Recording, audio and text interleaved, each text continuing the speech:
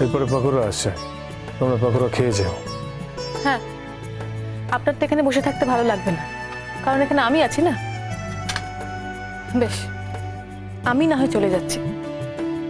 আপনি যখন পাকোড়া অর্ডার করে দিয়েছেন, আপনি আর শাশুড়ি খেয়ে যাবেন। না না, আমি কখন বললাম যে আমি পাকোড়া না খেয়ে চলে যাও?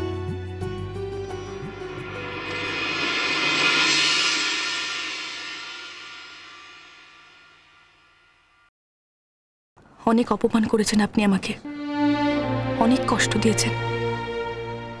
এখন যতই যত্ন করুন, এই অপমানের জন্য আমি যে কষ্ট পেয়েছি, সেই কষ্টটা মোটেও এত সহজে ভুলব না।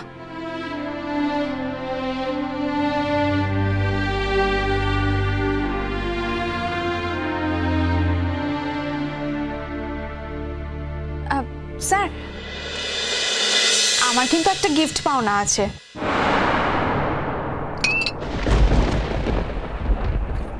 কেন?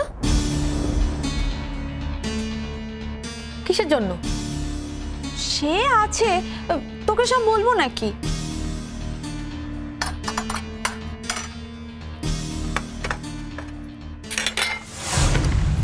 আপনি আমাকে কেন দিচ্ছেন বলুন তো? আমি কি একবারও বলেছি আমি খাবো?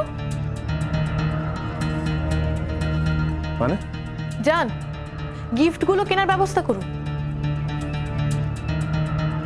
যাকে যা কথা দিয়েছিলেন সেগুলো রাখার চেষ্টা করুন। আমি বাড়ি যাব। দাঁড়াও, যা দিয়েছি সেগুলো শেষ না করে এখান থেকে যাওয়া যাবে না। কিন্তু আপনার গিফট কিনতে তো দেরি হয়ে যাবে স্যার। শোনো, সেটা আমি বুঝবো। তুমি অনেকক্ষণ থেকে অনেক বাড়াবাড়ি করছো। খাবারগুলো খেয়ে এখান থেকে উঠবে। কারেক্ট?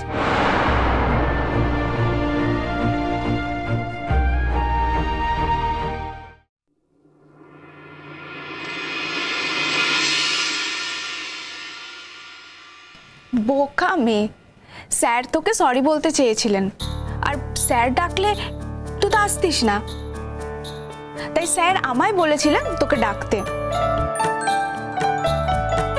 আর আমি দেখ কত কষ্ট করে তোকে ফোন করলাম, এখানে নিয়ে এলাম, আর আমি নিজে বাইরে দাঁড়িয়েছিলাম যাতে স্যারের আমার সামনে তোকে সরি বলতে খারাপ না লাগে। আর দেখ, এর মধ্যে স্যারের সাথে আর তোর কিরকম ভাবটাও হয়ে গেল। এবার তুই বল, আমার একটা গিফট পাওনা হয় কি হয় না?